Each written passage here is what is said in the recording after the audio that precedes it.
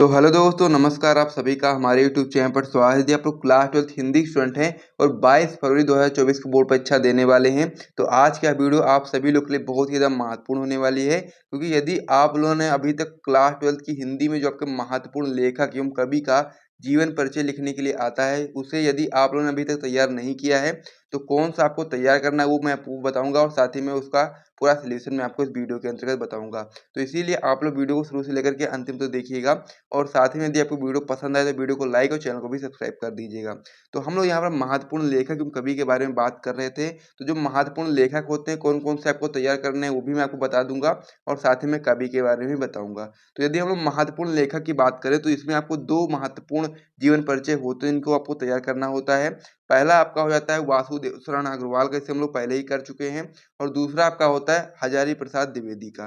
तो डॉक्टर हजारी प्रसाद द्विवेदी और वासुदेव शरण अग्रवाल का अगर जीवन परिचय आप तैयार कर लेते हो महत्वपूर्ण लेखक से, तो यहाँ से आपके 5 नंबर बिल्कुल पक्के हो जाएंगे।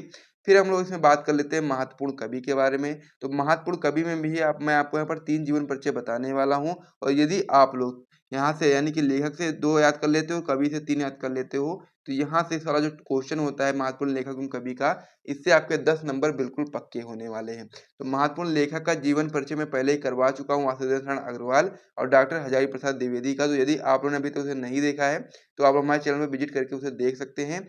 आज की वीडियो में हम महत्वपूर्ण कवि के बारे में बात करने वाले हैं।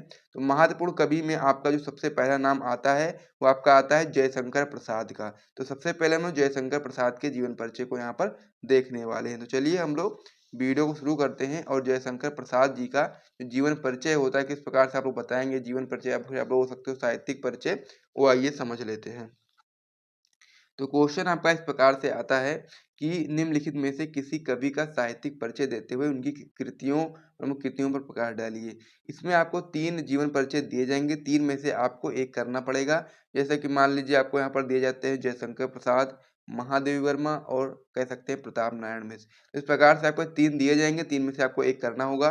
तो इसीलिए मैं आपको यहाँ पर बताने वाला हूँ सबसे पहले जयशंकर प्रसाद जी के बारे में। बहुत ही ज़्यादा महत्वपूर्ण ये आपका होता है। आपके 5 नंबर बिल्कुल पक्के करवा सकते हैं और हर बार आपकी बोर्ड परीक्षा में आते हैं। तो इसीलिए आप लोग जयशंकर प्रसाद जी का अगर अभी तक जीवन परिचय नहीं तैयार किया है, तो आप लोग ज़रूर तैयार कर लीजिए। तो सबसे पहले हम लोग जीवन परिचय की बात करेंगे। तो यहाँ पर आपको एक चीज़ और भी समझना है कि जो क्लास 12th की बात करें यदि हम लोग, तो यहाँ पर आपको साहित्यिक परिचय और कृतियाँ लिखने के लिए आपको 3 और 2 नंबर यानी कि 5 नंबर दिए जाते हैं। जीवन परिचय फिर भी आप लोग इसमें थोड़ा बहुत लिखोगे ताकि बहुत ही अच्छा इंप्रेशन आपका पड़े।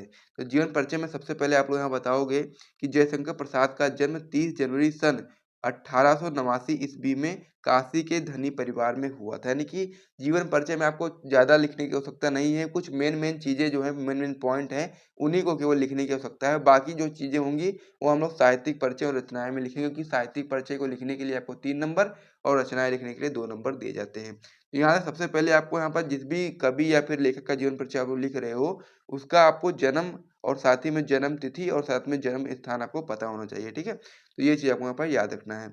आगे आप बता सकते हैं कि इनके पिता का नाम श्रीदेवी प्रसाद था, यानी कि जो कह सकते हैं जयशंकर प्रसाद के पिता का नाम था वह जेबी प्रसाद था, ठीक है?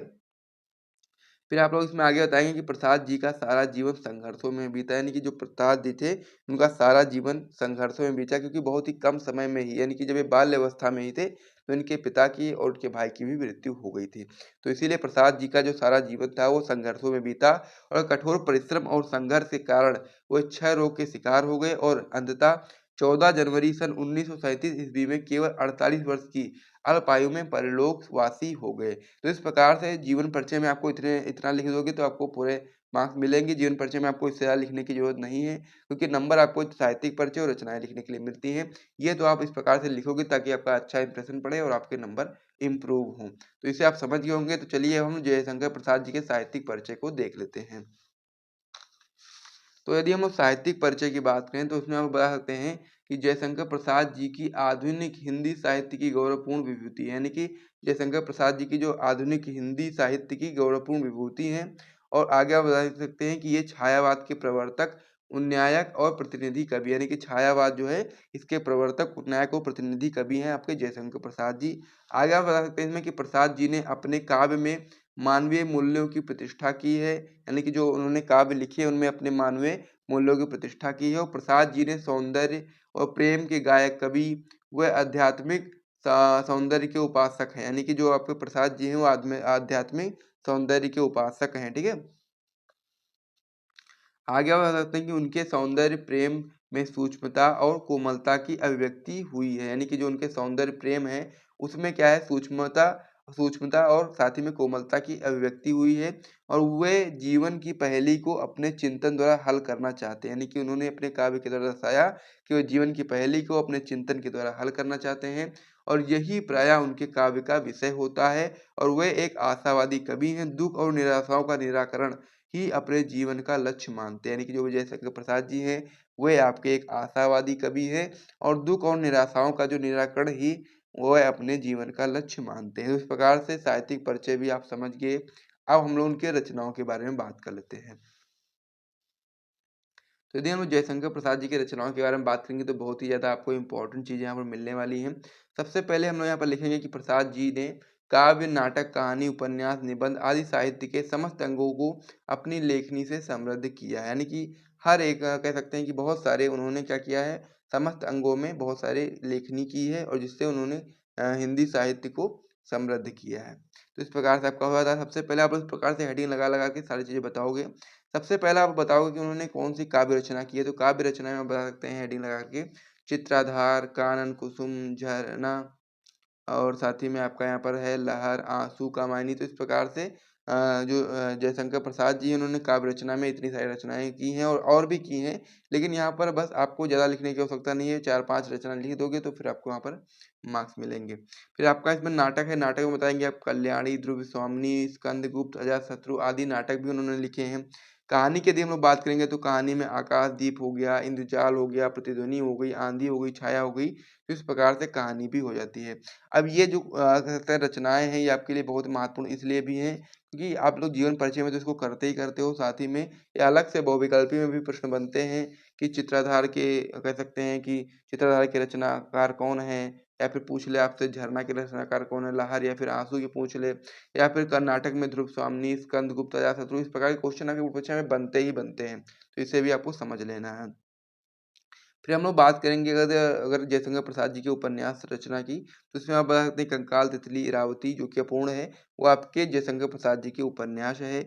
और निबंध की बात करेंगे तो निबंध आप बता सकते हो काव्य और कला आदि उनके निबंध है महत्वपूर्ण, ठीक है। तो इस प्रकार से आप लोग समझ गए उनकी रचनाओं के बारे में और साथ ही में उनका जीवन परिचय, साहित्यिक परिचय किस प्रकार से होता है, पूरा आप लोगों ने समझ लिया है। तो यहाँ से यदि आपको वीडियो पसंद आए तो वीडियो को लाइक करिए और साथ ही में कमेंट करके बताइए कि आपकी और क्या इच्छा, जो भी आप लोग चाहोगे उस चीज़ पे वीडियो बनेगी। हर एक टॉपिक यहाँ पर क्लियर कराया जा रहा है, तो इसीलिए आप लोग बोर्ड परीक्षा से पहले अपनी बहुत ही अच्छी तैयारी कर सकते हो हमारे साथ में। सारी चीज़ें यहाँ पर करवाई जा रही हैं, किसी भी चीज़ को छोड़ा नहीं जा रहा है, लॉजिकल सारी चीज़ें जो होती हैं, सारी चीज़ें यहाँ पर बताई जा रही हैं। तो आप लोग वीडियो को लाइक करिए, चैनल को भी सब्सक्राइब करिए, फिर हम लोग वीडियो को समाप्त करते हैं। मिलते हैं नेक्स्ट वीडियो में, तब तक के लिए जय हिंद।